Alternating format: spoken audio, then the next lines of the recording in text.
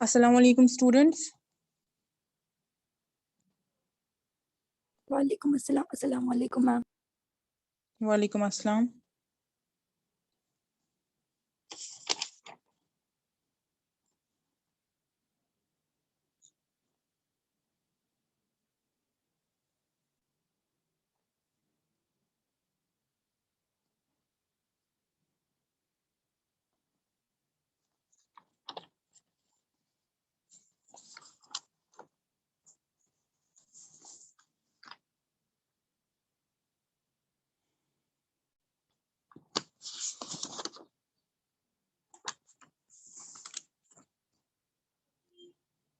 तो कल के प्रैक्टिकल में हमने पीएच का देखा था, ठीक है, कि पीएच क्या होता है। पीएच से हम क्या करते हैं, हम स्ट्रेंथ मेजर करते हैं एसिड की, बेसिस की। अगर हम देखेंगे वहां पे वो पीएच की इस बेसिस पे होता है कि कंसंट्रेशन कितनी है हाइड्रोजन आयंस की, ठीक है। तो वो सब हमने कल पढ़ा, तो मैं थ्योरी में फिर से नहीं पढ़ाऊंगी क्योंकि मैंने वो वाला पोर्शन कल ही आपको कंप्लीट किया। तो पहले हम एसिड्स का कंप्लीट करते हैं, जो हमारा रिमेनिंग पोर्शन था एसिड्स का वो कंप्लीट करेंगे, देन आफ्टर हम बेसिस के बारे में पढ़ेंगे, ठीक है। बेसिस क्या होते हैं, उनमें स्ट्रॉन्ग बेस, वीक बेस क्या होती है, वो हम आगे आज पढ़ेंगे। और पीएच की कुछ इंपॉर्टेंस होती है वो भी हम आज पढ़ेंगे, ठीक है।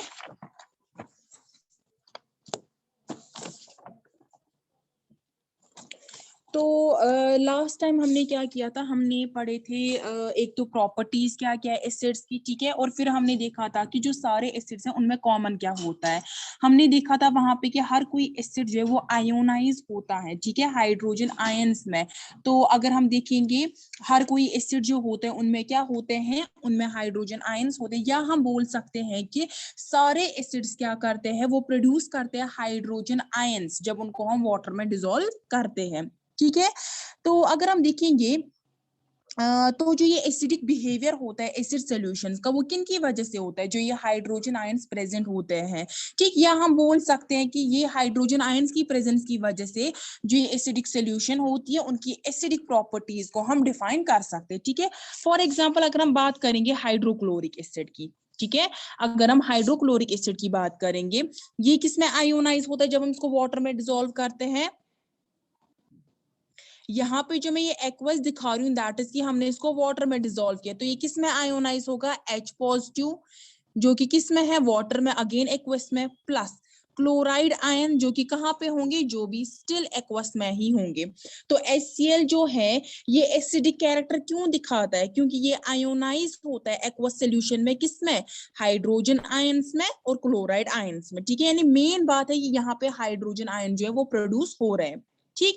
अगर हम दूसरी बात करेंगे, दूसरे एसिड की बात करेंगे, फॉर एग्जांपल सल्फ्यूरिक एसिड हम लेते हैं, ठीक है। अगेन हमने सल्फ्यूरिक एसिड का क्या किया, सोल्यूशन बनाया, एक्वा सोल्यूशन बनाया, ठीक है। तो क्या होगा, ये आयोनाइज होगा, हमें देगा H positive plus SO4 2 negative, ठीक है, और यहाँ पे 2H पॉजिटिव आएगा, ठीक, बैलेंस करके। तो अगर हम देखेंगे ये दोनों किस में है, एक्वस में है, ठीक है, हमें एक्वस साथ में इनको लिखना है। तो यहाँ से भी हम देखते हैं कि जो सल्फ्यूरिक एसिड है ये अपना एसिडिक बिहेवियर क्यों दिखाता है, किस वजह से दिखाता है। ये जो सल्फ्यूरिक एसिड है ये आयोनाइज होता है एक्वस सोल्यूशन में और हाइड्रोजन आयंस देता है, उसके साथ साथ ये सल्फेट आयंस भी देता है, ठीक है, हाइड्रोजन आयंस और सल्फेट आयंस। अगर हम एक और एग्जांपल लेंगे, for example nitric acid, nitric acid is HNO3, ठीक है। अगर हम HNO3 की बात करेंगे, जो ये नाइट्रिक एसिड है, जब हम इसको क्या करते हैं, एक्वस सोल्यूशन इसका लेते तो नाइट्रिक एसिड अगेन आयोनाइज होता है, हमें H पॉजिटिव देता है, ठीक है, और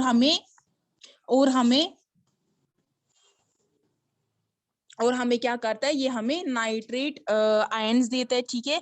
तो नाइट्रिक एसिड जो होता है ये एसिडिक प्रॉपर्टी किस वजह से दिखाती है, कि जब हम इसको पानी में, या हम बोलेंगे एक्वस सॉल्यूशन इसका बनाते हैं, तो ये क्या करता है, ये हाइड्रोजन आयंस में ये हमें हाइड्रोजन आयंस देता है, ठीक है, या हम यहाँ पे बोलेंगे अलोंग विद नाइट्रेट आयंस, ठीक है, NO3 नेगेटिव, वो भी किस में, एक्वस में। इसके बावजूद एक और एग्जांपल अगर हम एसिड की लेंगे, फॉर एग्जांपल एसिटिक एसिड है हमारे पास, ठीक है, एसिटिक एसिड CH3COH, CH3COH क्या है, वो एसिटिक एसिड की फॉर्मूला है, दैट इज CH3COOH। अगर हम इसको क्या करेंगे, इसका एक्वस सॉल्यूशन लेंगे, तो ये किस में आयोनाइज होगा, एक तो ये देगा हमें CH3COO यानी एसिटेट, क्या देगा, एसिटेट आयन देगा, प्लस हमारे पास क्या मिलेगा हमें, हाइड्रोजन आयंस, ठीक है। दीज आर, इसको हम बोलते हैं एसिटेट, CH3COO जिसमें नेगेटिव चार्ज होता है, इसको हम बोलते हैं एसिटेट, ठीक है। तो हमने यहाँ से देखा कि जो एसिड्स है जैसे HCl है, H2SO4 है, नाइट्रिक एसिड है जैसे दैट इज HNO3 है, या इसके बावजूद एसिटिक एसिड है, ये सारे एसिडिक कैरेक्टर किस वजह से दिखाते हैं, क्योंकि ये जो सारे एसिड्स होते हैं ये डिसोसिएट होते हैं, या हम बोलेंगे ये आयोनाइज होते हैं किसमें, एक्वस सॉल्यूशन में, और हाइड्रोजन आयंस प्रोड्यूस करते हैं, ठीक है, हाइड्रोजन आयंस प्रोड्यूस करते हैं। अब अगर हम कंपाउंड देखेंगे, जैसे ग्लूकोज होता है, ग्लूकोज की फॉर्मूला क्या है, अगर हम ग्लूकोज लेंगे, ग्लूकोज की क्या फॉर्मूला है, C6H12O6, राइट। ग्लूकोज, या हम अल्कोहल लेंगे, कोई भी अल्कोहल लेंगे जैसे C2H5OH, दैट्स इथेनॉल लेंगे हम, ठीक है, हमने ये दो लिए। अगर हम देखेंगे इन दोनों में हाइड्रोजन प्रेजेंट है, आप देखो यहाँ पे हाइड्रोजन प्रेजेंट है, इसमें भी हाइड्रोजन प्रेजेंट, यानी ग्लूकोज और जो अल्कोहल है दोनों के दोनों कंपाउंड्स में क्या है, हाइड्रोजन प्रेजेंट, बट ये दोनों एसिडिक बिहेवियर नहीं दिखाते, ठीक है, ये दोनों एसिडिक बिहेवियर नहीं दिखाते। क्यों नहीं दिखाते एसिडिक बिहेवियर, अगर हम ग्लूकोज का एक्वस सॉल्यूशन लेंगे, अगर हम अल्कोहल का एक्वस सॉल्यूशन लेंगे, तो ये दोनों जो है ये एसिडिक कैरेक्टर नहीं दिखाते, क्यों, क्योंकि ये दोनों जो है ये आयोनाइज नहीं होते, या हम बोलेंगे इनसे हाइड्रोजन जो है वो सेपरेट नहीं हो जाता है हाइड्रोजन आयंस में, जैसे हमने इन एसिड्स में देखा हमें हाइड्रोजन आयंस मिलते हैं। लेकिन अगर हम इन दोनों का एक्वस सॉल्यूशन लेंगे, दैट इज अगर हम ग्लूकोज और इथेनॉल यानी अल्कोहल का एक्वस सॉल्यूशन लेंगे, इनमें हाइड्रोजन सेपरेट आउट नहीं होगा और हमें हाइड्रोजन आयन नहीं मिलेगा जब इनको वाटर में डिसॉल्व करेंगे, ठीक है। तो हम बोल सकते हैं कि हाइड्रोजन कंटेनिंग कंपाउंड जो होते जैसे ग्लूकोज, अल्कोहल, ये एसिडिक बिहेवियर नहीं दिखाते, क्योंकि ये डिसएसोसिएट नहीं होते, या हम बोलेंगे आयोनाइज नहीं होते वाटर में, ताकि ये हाइड्रोजन आयंस को प्रोड्यूस करे। तो हमें यहाँ से पता चलता है कि सारे एसिड जो कंटेन करते हैं हाइड्रोजन, ठीक है, सारे एसिड्स क्या करते हैं, वो हाइड्रोजन कंटेन करते हैं, लेकिन जो सारे हाइड्रोजन कंटेनिंग कंपाउंड्स होते हैं वो एसिड्स नहीं होते, जो हमें यहाँ से पता चला। ऑल्दो इनमें हाइड्रोजन प्रेजेंट है, but still they are not acids, because ये डिसोसिएट या आयोनाइज नहीं होते हैं, ताकि ये हमें हाइड्रोजन आयन दे। जैसे हमने बाकी एसिड्स में देखा, जैसे HCl, H2SO4, HNO3 या एसिटिक एसिड में हमने देखा, वहां पे क्या होता है, जैसे हम वाटर में उनको डिसॉल्व करते हैं, वहां से हमें हाइड्रोजन आयंस मिलते हैं, ठीक है। यहाँ तक सबको समझ आया, यहाँ तक सबको समझ आया?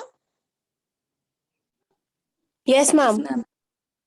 चलिए ठीक है, आगे हमें ये था एसिड्स के बारे में, ठीक है, अभी तक जो भी हमने पढ़ा वो एसिड्स के बारे में था।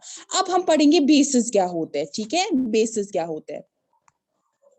अगर हम बेसिस की बात करेंगे, अगर हम सॉल्यूशन देखेंगे कुछ सबस्टेंसेस की जैसे कॉस्टिक सोडा होता है, ठीक है, अगर हम कॉस्टिक सोडा की बात करेंगे, या हम इसके बावजूद लाइम की बात करेंगे, लाइम क्या होता है, जो चूना होता है ना, उसको हम लाइम बोलते हैं, ठीक है। या इसके बावजूद अगर हम वॉशिंग सोडा की बात करेंगे, ये सारे जो होते हैं इनका बिटर टेस्ट होता है, यानी इनका जो टेस्ट होता है वो कड़वा होता है, ठीक है, जिसको हम बिटर बोलते हैं, इनका जो टेस्ट होता है वो बिटर होता है। और जब हमको टच करते हैं ये सोपी टच हमें देते हैं, यानी स्लिपरी होते हैं टच में। तो जो ये सबस्टेंसेस होते हैं वो केमिकल सबस्टेंस जिनका क्या होता है, जिनका बिटर टेस्ट होता है और जिनको टच करने पे स्लिपरी टच होता है यानी सोपी टच होता है, उनको हम बोलते हैं बेसिस। तो बेसिस क्या हम डिफाइन करते हैं, बेसिस वो केमिकल सबस्टेंस होते हैं जिनका बिटर टेस्ट होता है, ठीक है। और बेसिस क्या करते हैं, ये रेड लिटमस को किस में कन्वर्ट करते हैं, ब्लू में कन्वर्ट करते हैं, ठीक है। बेसिस क्या होते हैं, ये केमिकली अपोजिट होते हैं एसिड्स के, ठीक है। एसिड्स में हमने देखा था कि एसिड जो होते हैं उनका क्या होता है, एक तो उनका सोर टेस्ट होता है, और अगर हम लिटमस देखेंगे उनका ब्लू रेड में कन्वर्ट होता है, लेकिन बेसिस का क्या होता है, रेड लिटमस ब्लू में कन्वर्ट होता है। तो ये अपोजिट होते हैं एसिड्स के। या अगर हम बेसिस को एसिड्स में ऐड करेंगे, हमने देखा था एसिड्स की रिएक्शन जिसको हम न्यूट्रलाइजेशन रिएक्शन बोलते हैं, ठीक है। तो न्यूट्रलाइजेशन रिएक्शन में हमने देखा जब हम बेसिस ऐड करते हैं एसिड्स को, तो वो क्या करते हैं, वो बेसिस वो न्यूट्रलाइज करते हैं, या हम बोलेंगे वो कैंसिल करते हैं जो एसिड्स का इफेक्ट होता है, है, ठीक है। तो हम बेस को ऐसे भी डिफाइन कर सकते हैं कि बेस एक ऐसा केमिकल सबस्टेंस होता है जो एसिड को न्यूट्रलाइज करता है, ठीक है।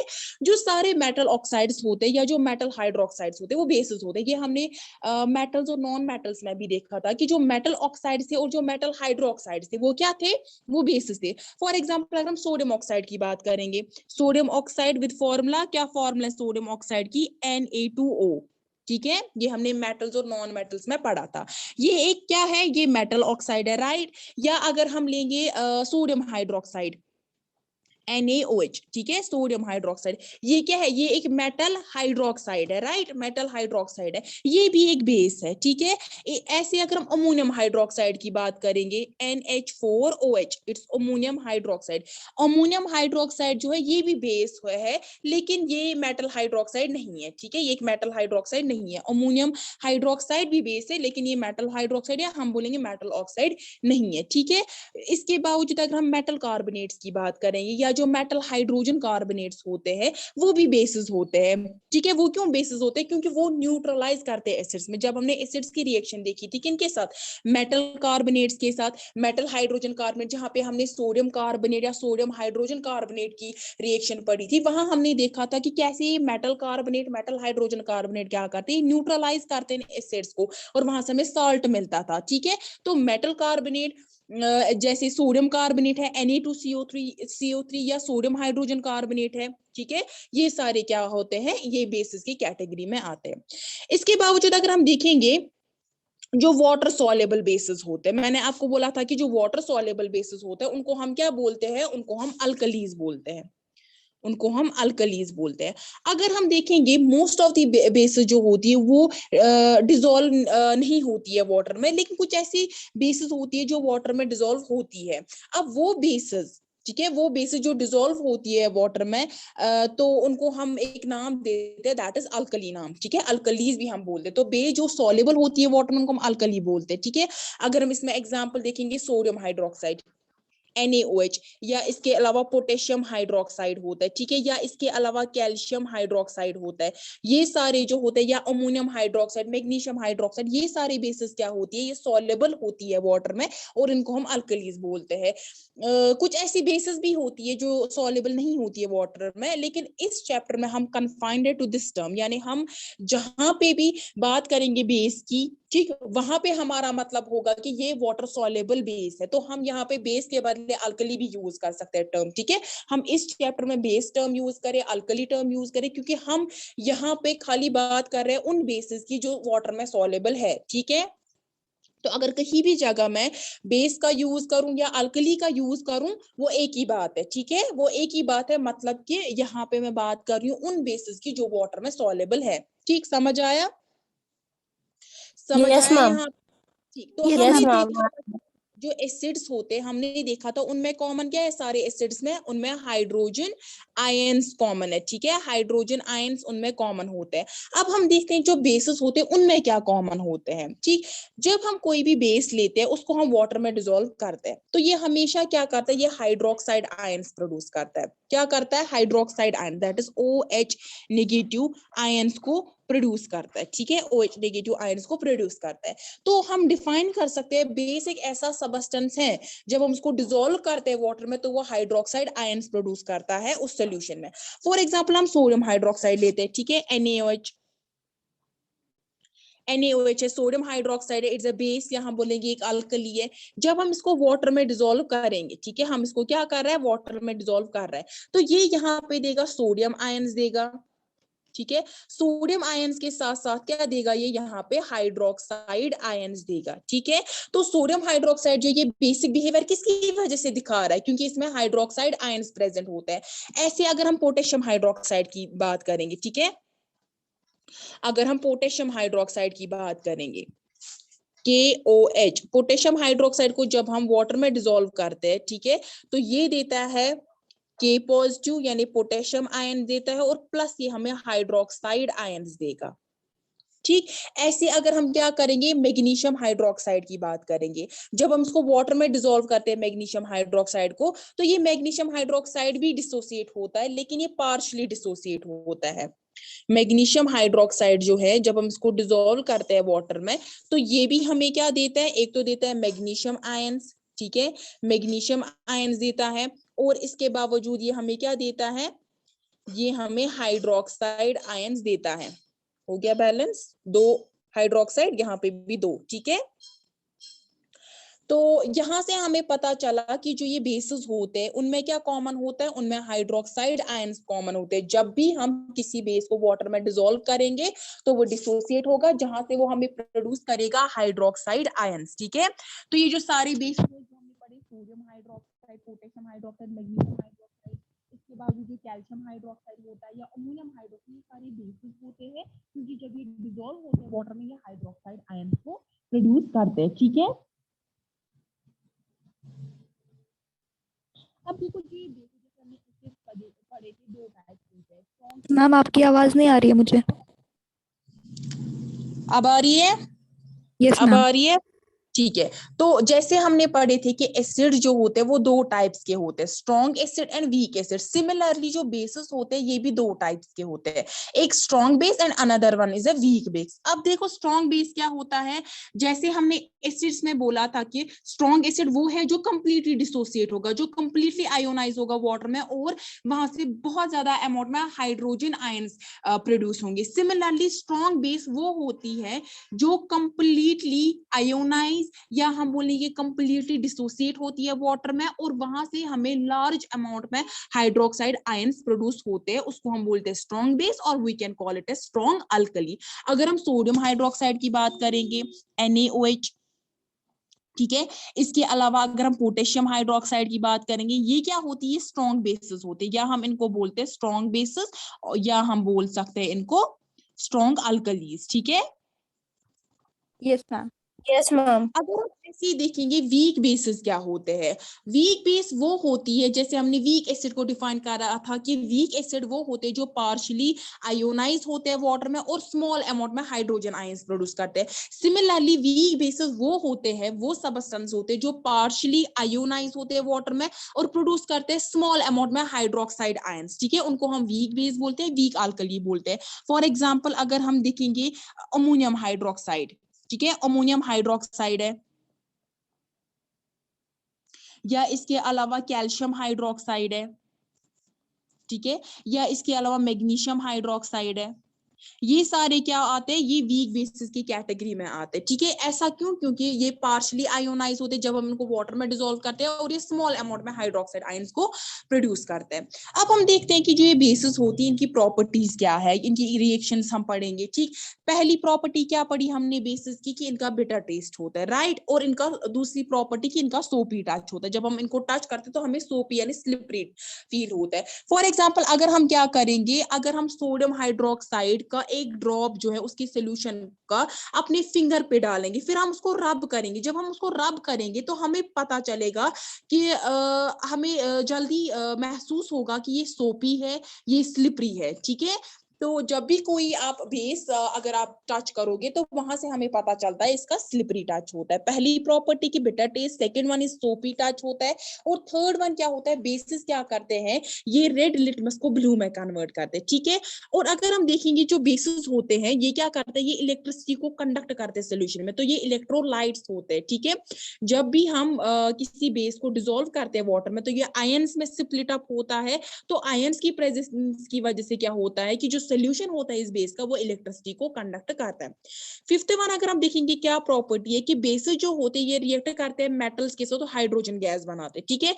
जब भी कोई बेस किसी भी मेटल के साथ रिएक्ट करेगा तो वहां पे मेटल सॉल्ट और हाइड्रोजन गैस बनेगा, ठीक है। फॉर एग्जांपल अगर हम सोडियम हाइड्रोक्साइड की बात करेंगे, सोडियम हाइड्रोक्साइड का हम क्या कर रहे हैं, हम सोडियम हाइड्रोक्साइड ले रहे हैं, ठीक है। इसको हम ट्रीट कर रहे हैं किसके साथ, मेटल के साथ, मेटल जिंक हमने लिया है, ठीक है। और उसके बाद हमें इसको हीट देनी है, क्या देनी है, हीट। आप हीट को सिंपली हीट भी लिख सकते हो, और you can use the term symbol delta, ठीक है। डेल्टा जो होता है केमिस्ट्री के टर्म में डेल्टा मतलब होता है हीट, अगर आप फिजिक्स में डेल्टा यूज करोगे उसका मतलब है चेंज, ठीक है। अगर आप केमिस्ट्री में डेल्टा का यूज करोगे तो इसका मतलब होता है कि यहाँ पे आप हीट दे रहे हो, ठीक है। तो यहाँ पे क्या होगा, हमें मिलेगा sodium zincate, that is Na2ZnO2, ठीक है, सोडियम जिंकेट और हाइड्रोजन गैस हमारे पास इवॉल्व होगा, ठीक है। तो जब भी क्या होता है, हमारा जो बेस है जब ये रिएक्ट करता है किसी भी मेटल के साथ, हमें मेटल साल्ट मिलता है, यहाँ पे हमें सोडियम जिंकेट मिल रहा है एंड हमारे पास हाइड्रोजन गैस मिलता है, ठीक है। इसके बाद एक और रिएक्शन क्या दिखाते हैं बेसिस। बेसिस जो होते हैं ये एसिड्स के साथ रिएक्ट करते हैं और सॉल्ट और वाटर बनाते हैं। जो हमने एसिड्स में भी देखा था कि जब हम उनको बेस ऐड करते हैं तो वहां पे सॉल्ट और वाटर मिलता है हमें, जिसको हम न्यूट्रलाइजेशन रिएक्शन बोलते हैं, ठीक है। अगेन जब हम बेसिस क्या करते हैं, जब उनको एसिड्स के साथ ट्रीट करते हैं तो ये क्या करते हैं, ये उनके साथ रिएक्ट करते हैं, हमें सॉल्ट और वाटर मिलता है। फॉर एग्जाम्पल हम सोडियम हाइड्रोक्साइड ले रहे हैं, ठीक है, NaOH हम ले रहे हैं, इसको हम ट्रीट कर रहे हैं, किसके साथ रिएक्ट करवा रहे हैं, सल्फ्यूरिक एसिड H2SO4 के साथ। तो यहाँ पे क्या होगा, हमें साल्ट मिलेगा, that is sodium sulphate Na2SO4, इसके साथ साथ यहाँ पे हमें वाटर मिलेगा। इसको हम बोलते हैं न्यूट्रलाइजेशन रिएक्शन बोलते हैं। क्या बोलते हैं, न्यूट्रलाइजेशन रिएक्शन। अब देखो जब एसिड बेस के साथ रिएक्ट करता है, हमें पता है एसिड्स क्या करते हैं, वो हाइड्रोजन आयंस प्रोड्यूस करते हैं राइट सोल्यूशन में। वेरे जो बेसिस होते हैं वो क्या करते हैं, वो हाइड्रोक्साइड आयंस को प्रोड्यूस करते हैं सोल्यूशन में। तो जब एसिड और बेस कंबाइन होते हैं तो वहां पे रियल न्यूट्रलाइजेशन रिएक्शन होती है। वो किस वजह से होती है, वहां पे जो ये हाइड्रोजन आयंस जो एसिड से निकलते हैं, जो एसिड से प्रोड्यूस होते हैं, और जो हाइड्रोक्साइड आयन जो प्रेजेंट होते हैं किसमें, बेस में, वो दोनों क्या करते हैं, वो कंबाइन होते हैं और वाटर बनाते हैं। अगर मैं दिखाऊंगी आपको यहाँ पे कि मैंने बोला कि जो एसिड है इनमें क्या प्रेजेंट होता है, H पॉजिटिव, राइट। सोल्यूशन की बात यस हम कर मैम। रहे हैं, ठीक। और हमारा जो बेस है उससे क्या हमें मिलता है, हाइड्रोक्साइड आयन मिलता है। तो जब न्यूट्रलाइजेशन रिएक्शन होती है ये दोनों कंबाइन होते हैं और हमें वाटर मिलता है, ठीक है। इसका एक H हो गया H2, ठीक, और ये अपना ऑक्सीजन आ गया, हो गया वाटर, ठीक है, ठीक, समझ आया। अब इसके बावजूद जो बेसिस होते हैं ये नॉन मेटल ऑक्साइड्स के साथ भी रिएक्ट करते हैं और सॉल्ट और वाटर बनाते हैं। फॉर एग्जाम्पल अगर हम देखेंगे, हम लेंगे एक non metal oxide, non metal oxide की एग्जांपल कोई दो। ऑक्साइड तो प्रेजेंट ही हो गया ना, ऑक्सीजन है प्रेजेंट यहाँ पे। नॉन मेटल कोई कार्बन लेते हैं हम, कार्बन डाइऑक्साइड, राइट, ये नॉन मेटल ऑक्साइड है ना। तो अगर हम कार्बन डाइऑक्साइड को किसी बेस के साथ रिएक्ट करेंगे, फॉर एग्जांपल हम कैल्शियम हाइड्रोक्साइड लेंगे CaOH2, ठीक है। तो यहाँ पे क्या होगा, हमें सॉल्ट मिलेगा। यहाँ पे जो हमें सॉल्ट मिलेगा उसको हम कैल्शियम कार्बोनेट बोलते हैं, that is also called as a limestone, ठीक है। और हमें मिलेगा यहाँ से वाटर मिलेगा। तो ये रिएक्शन है नॉन मेटल ऑक्साइड्स की बेसिस के साथ जहां पे सॉल्ट और वाटर बनता है। तो यहाँ पे हमें पता चलता है कि ये नॉन मेटल ऑक्साइड होता है, यानी जो ये कार्बन डाइऑक्साइड है ये एसिडिक है, क्योंकि यहाँ पे भी एक न्यूट्रलाइजेशन रिएक्शन आ गई। सॉल्ट मिला हमें विच इज कैल्शियम कार्बोनेट, और वाटर मिला हमारे पास। एक तो हमारे पास बेस है, यहां से हम बोल सकते हैं कि हमारे पास जो ये कार्बन डाइऑक्साइड है that is non metal oxide जो है it is acidic in nature, ठीक है, ठीक। तो ये थी कुछ प्रॉपर्टीज बेसिस की। अगर हम यूजेस देखेंगे बेसिस के क्या क्या यूजेस होते हैं, जैसे सोडियम हाइड्रोक्साइड की हम पहले बात करेंगे। जो सोडियम हाइड्रोक्साइड होता है ये यूज होता है सोप को मैन्युफैक्चर करने में, ठीक है। सोप को बनाने में किसका यूज होता है, जो सोडियम हाइड्रोक्साइड होता है। इसके बावजूद एक तो सोप को प्रिपेयर करने में, ठीक है, सोप के अलावा ये यूज होता है पेपर को मैन्युफैक्चर करने में, ठीक है, पेपर इंडस्ट्री में। या इसके अलावा जो सिंथेटिक फाइबर होता है जिसको हम रेयन बोलते हैं, ठीक है, रेयन जो होता है वहां पे भी सोडियम हाइड्रोक्साइड का यूज होता है। आपके प्रैक्टिकल्स में है, आपको एक प्रैक्टिकल करना है जहां पे वो सोप को प्रिपेयर करना, तो आप वहां पे देखोगे हम कैसे यूज करेंगे सोडियम हाइड्रोक्साइड को। अगर हम कैल्शियम हाइड्रोक्साइड की बात करेंगे, ठीक है, जो हमारे पास कैल्शियम हाइड्रोक्साइड होता है, कैल्शियम हाइड्रोक्साइड को हम दूसरा नाम क्या बोलते हैं, स्लेकेड लाइम। क्या बोलते हैं हम, स्लेकेड लाइम, स्लेट लाइम। राइट। ये जो स्लेकेट लाइम होता है ये यूज होता है ब्लीचिंग पाउडर को मैन्युफैक्चर करने में। किसको, ब्लीचिंग पाउडर जो होता है, ब्लीचिंग पाउडर को मैन्युफैक्चर करने में। इसके अलावा अगर हम देखेंगे मैग्नीशियम हाइड्रोक्साइड, मैग्नीशियम हाइड्रोक्साइड जो होता है ये एंटी एसिड यूज होता है ताकि ये न्यूट्रलाइज करे जो हमारे स्टमक में एक्सेस एसिड सिक्रीट होता है, जिससे इंडाइजेशन होती है। तो उस इंडाइजेशन को क्योर करने के लिए क्या करते हैं, मैग्नीशियम हाइड्रोक्साइड को यूज करते हैं, ठीक है। इसके अलावा जो सोडियम कार्बोनेट होता है ये यूज होता है वॉशिंग सोडा में, ठीक है। सोडियम कार्बोनेट जो होता है ये किस में यूज होता है, वॉशिंग सोडा में। सोडियम हाइड्रोजन कार्बोनेट यूज होता है बेकिंग सोडा में। कैसे फूड को कुक करने में हम जो बेकिंग सोडा यूज करते हैं या बेकिंग पाउडर्स को बनाने में, ठीक है, जो आप देखते हो बेकिंग बेकिंग पाउडर जिसको हम ऐसे लैंग्वेज में सोडर जिसको हम बोलते हैं, ठीक है, जो सोडर जो हम यूज करते हैं चाय वगैरह में, ठीक, जो हम उसमें डालते हैं, तो वो किससे बनता है, वो इसी सोडियम हाइड्रोजन कार्बोनेट से ही बनता है। और एक बात, ये सोडियम हाइड्रोजन कार्बोनेट इसको हम anti acid as a use करते हैं। और इसके अलावा जो सोडा एसिड फायर एक्सटिंग्विशर्स होते हैं वहां पे भी सोडियम हाइड्रोजन कार्बोनेट को यूज किया जाता है। ठीक, यहां तक सबको समझ आया बेसिस के बारे में। इसके बाद जो हमारा पीएच है वो हमने पढ़ा था। एक और बात मैं आपको बोलना भूल गई थी कल, कि जो पीएच हमने देखा था वो हमने लिटमस पेपर से देखा था। लिटमस पेपर में क्या होता है कि हमारा जो रेड है वो ब्लू में कन्वर्ट होता है या ब्लू रेड में कन्वर्ट होता है, लेकिन वो हमें एग्जैक्ट कलर नहीं देता है। फॉर एग्जाम्पल मैंने आपको जैसे बोला था जो डार्क रेड होता है उसका 0 होता है पीएच, लेकिन वहां पे हमें उतना कोई नहीं दिखा, या हमें ऑरेंज रेड नहीं दिखा, या हमें ऑरेंज नहीं दिखा। उसके लिए हम क्या करते हैं, उसके लिए हम लेबोरेटरी में हमारे पास एक यूनिवर्सल इंडिकेटर होता है। यूनिवर्सल इंडिकेटर क्या होता है, वो मिक्सचर होता है बहुत सारे इंडिकेटर्स का, या हम बोलेंगे डाइस का मिक्सचर होता है, ठीक। और उसमें हम उसको हम यूज करते हैं और वो हमें डिफरेंट कलर्स देता है। फॉर एग्जाम्पल मेरा अगर कोई सबस्टेंस है, ठीक है, जिसका मेरा पीएच होगा 4, तो उस टाइम पे उसका जो कलर होगा उस इंडिकेटर का वो ऑरेंज कलर दिखाएगा। जब हमने कल लिटमस देखा था उसमें हमने पूरा वो ऑब्जर्व नहीं किया, वहां पे ऑरेंज कलर पूरा नहीं आया किसी में भी, ठीक है, ऑल्दो उसका अप्रोक्सीमेट पीएच जो था वो 4 था, लेकिन हमें कोई नहीं आया वहां पे। तो और एक बात, एक स्केल होती है हमारे पास जहां पे हमें सारे कलर्स दिए गए होते हैं, डार्क रेड रेड, ऑरेंज, या इसके अलावा orange yellow, green, greenish blue, blue navy blue, purple, dark purple, violet. Universal indicator पे जो हमें कलर मिलता है वो हम मैच कराते उस स्केल के साथ, और जहां पे जिस कलर पे वो मैच होता है और हम बोलते कि इसका पीएच जो है ये आ रहा है, ठीक है। मैंने आपको कल भी बोला था कि जो मेरा लिटमस पेपर है वो मुझे अप्रोक्सीमेट पीएच, हम बोल सकते हैं कि अप्रोक्सीमेट इतना आ रहा है पीएच, लेकिन वो मुझे पीएच नहीं देता है कि कितना पीएच है। जैसे अगर मैं बोलूंगी विनेगर है मेरे पास, ठीक है, या मेरे पास सल्फ्यूरिक एसिड है, लिटमस जो है ये मुझे नहीं बोलता है कि वेदर मेरा सल्फ्यूरिक एसिड ये स्ट्रॉन्गर एसिड है विनेगर से, या विनेगर ज्यादा एसिडिक है देन सल्फ्यूरिक एसिड से, ठीक। तो ये सारा हम किससे पता कर सकते हैं, यूनिवर्सल इंडिकेटर से। किससे, यूनिवर्सल इंडिकेटर से, ठीक है। तो अगर हम देखेंगे जो हमारी रोजमर्रा लाइफ है वहां पे पीएच की क्या इंपॉर्टेंस है, ठीक है। पीएच जो होता है इसकी बहुत सारी एप्लीकेशंस है हमारी लाइफ में। अगर हम पहले देखेंगे हमारे डाइजेस्टिव सिस्टम में, ठीक है, पीएच का क्या रोल है हमारे डाइजेस्टिव सिस्टम में। अगर हम देखेंगे हमारा जो स्टमक है ये सबको पता है कि वो प्रोड्यूस करता है हाइड्रोक्लोरिक एसिड। क्या करता है, hydrochloric acid, that is HCl produce करता है। ये जो HCl होता है इसका जो पीएच होता है वो अबाउट होता है 1 to 1.4, ठीक है, 1.4 इसका पीएच होता है, यानी हाईली एसिडिक हम बोल सकते हैं, ठीक है, एसिडिक होता है ये।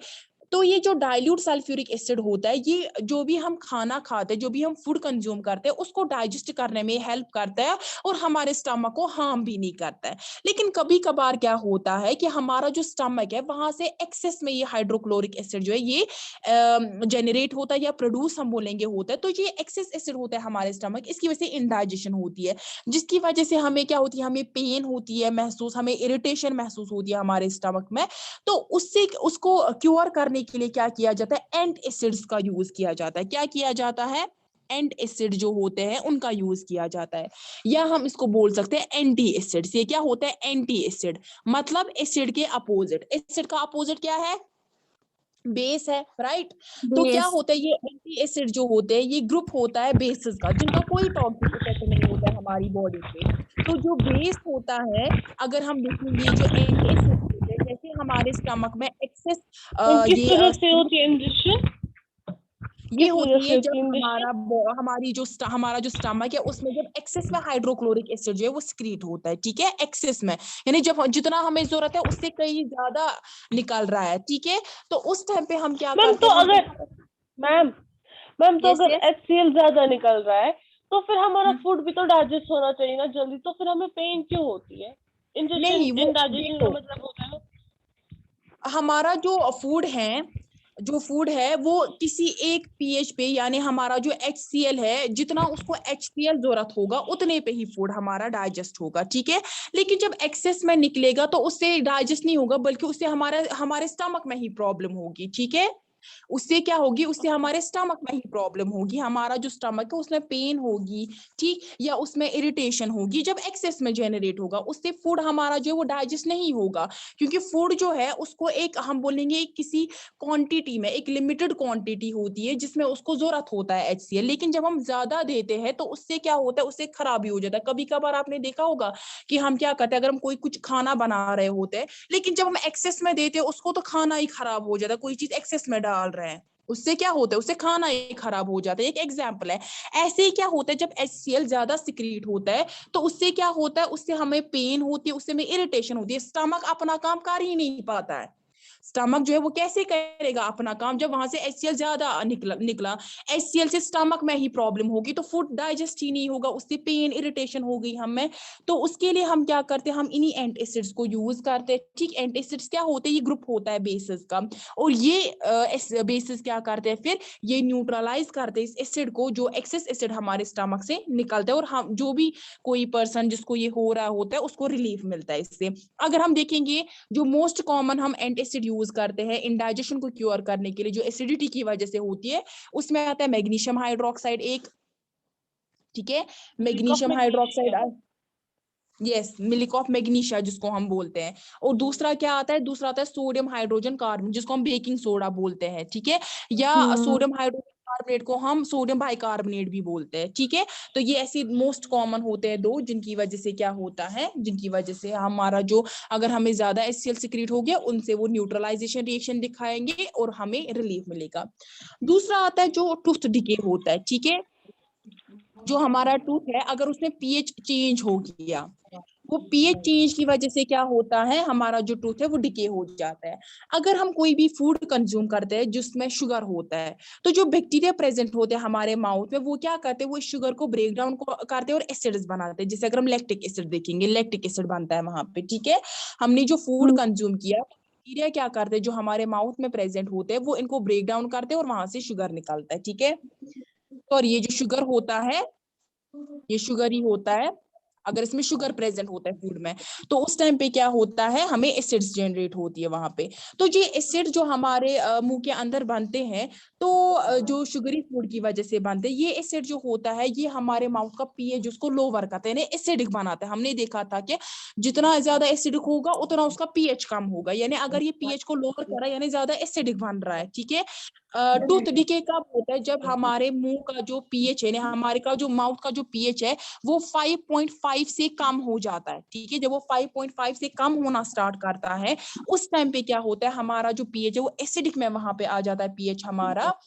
और एसिड की वजह से क्या होता है कि जो एनिमल होता है हमारे टीथ के ऊपर, जो एनिमल होता है, ये एसिड उसको करोड करता है, उस पर अटैक करता है, ठीक है। और इसकी वजह से टूथ डिके होता है, ठीक है। अगर हम देखेंगे, ये टूथ एनिमल जो होता है, ये कैल्शियम फॉस्फेट का बना होता है, जो कि हार्डेस्ट मटेरियल होता है हमारी बॉडी का।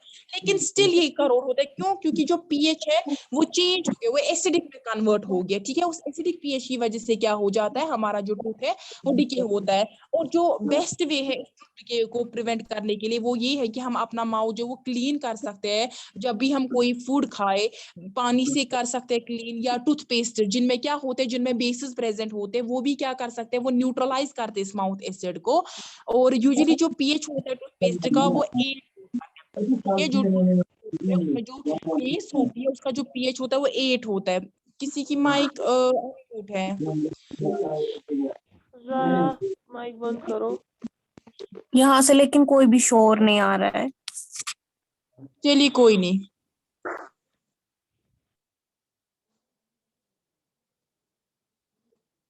ठीक है। तो पीएच जो होता है इस टूथपेस्ट का, वो क्या होता है, वो 8 होता है, ठीक है। तो अगर हम देखेंगे जब हम ये टूथपेस्ट यूज करते हैं जो जनरली बेसिक होता है, इससे जब हम अपनी टीथ को क्लीन करते हैं तो वहां पे जो एसिड प्रेजेंट होता है हमारे माउथ में वो उसको न्यूट्रलाइज करता है और टूथ डिके से प्रिवेंट करता है। इसके बावजूद जो प्लांट्स एनिमल्स होते हैं वो भी सेंसिटिव होते हैं, जब पीएच चेंज आ जाता है वहां पे तो उनकी वजह से उन पे भी इफेक्ट पड़ता है। अगर हम प्लांट्स एनिमल्स की बात करेंगे जो हमारे एनवायरमेंट होते हैं, या अगर हम देखेंगे जो प्लांट्स की ग्रोथ है या जो एनिमल्स का सर्वाइवल है, उसमें भी पीएच का अच्छा खासा रोल है। अगर हम सॉइल की पीएच देखेंगे या प्लांट ग्रोथ की पीएच देखेंगे, जो बहुत सारे जो प्लांट्स होते हैं वो ग्रो करते हैं अच्छे खासे जब पीएच जो होता है सॉइल का वो 7 के क्लोज होता है, ठीक है। जब पीएच जो होता है सॉइल का वो 7 के क्लोज होता है तो तब जाके हमारे जो प्लांट्स है वो अच्छे खासे ग्रो करते हैं। लेकिन अगर ये जो सॉइल है ये ज्यादा एसिडिक ज्यादा बेसिक बना तो जो प्लांट्स होते हैं वो ग्रो नहीं कर पाते हैं प्रॉपरली, ठीक है। अगर ज्यादा एसिडिक आ गया ज्यादा बेसिक हो गया उस टाइम पे जो ये सॉइल है इसका इफेक्ट डायरेक्टली पड़ता है किन पे, ये इन प्लांट्स से पड़ता है। और ये कैसे होता है, जो ये होता है by the use of chemical fertilisers.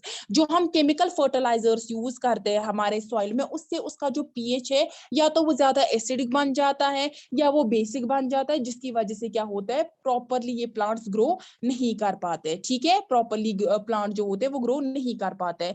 तो इसको अगर ज्यादा एसिडिक हो गई सॉइल तो उस टाइम पे हम कैसे ट्रीट कर सकते हैं, क्विक लाइम यानी कैल्शियम ऑक्साइड यूज करके, स्लेट लाइम यूज करके दैट्स कैल्शियम हाइड्रोक्साइड, या calcium carbonate that is chalk जो होता है उसको भी हम यूज कर सकते हैं और जो पीएच है उसको मेंटेन कर सकते हैं, ठीक है। Yes ma'am. क्लास को रह गया तो मुझे लगता है मैं क्लास को एंड करूंगी, तो इसके आगे जो है इंशाल्लाह वो हम कल करेंगे, ठीक है। ओके इसमें अब मैम। साल्ट्स के बाद हमें कुछ केमिकल कंपाउंड्स पढ़ने हैं, ठीक है। उन केमिकल कंपाउंड्स के पढ़ने हैं कि वो कैसे ऑब्टेन होते हैं, उनके यूजेस क्या होते हैं, ठीक। उसमें जैसे सोडियम हाइड्रोक्साइड आता है या वॉशिंग सोडा भी आता है, बेकिंग सोडा आता है, ब्लीचिंग पाउडर आता है इसमें, या इसके बावजूद POP that's plaster of Paris, ठीक है, वो भी आता है इसमें, ठीक। Yes ma'am. चलिए फिर मैं क्लास को एंड करती हूँ, अल्लाह हाफिज।